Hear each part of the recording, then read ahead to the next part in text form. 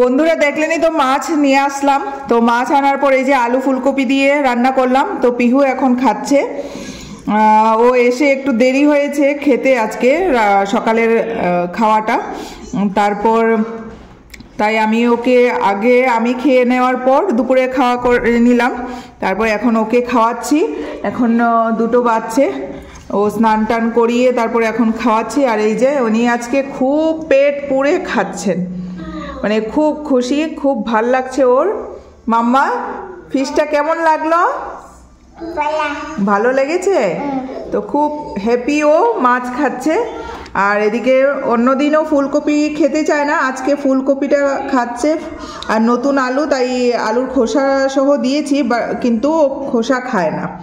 আর এই যে মাছ, রুই মাছ এনেছিলাম 1 কেজি ওজনের। তো ও খুব হ্যাপি, অনেকদিন পর ও মাছ খাচ্ছে, তাই না মা? কারণ ওইখান থেকে আসার পর ও মাছ খাওয়াটা বন্ধ করে দিয়েছিল, একদিন গন্ধ পেয়েছে ফরমালিনের, তাই।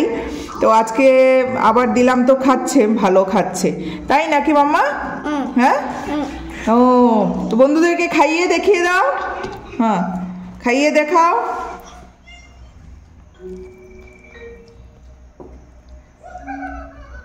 ভালো লাগছে? ওকে।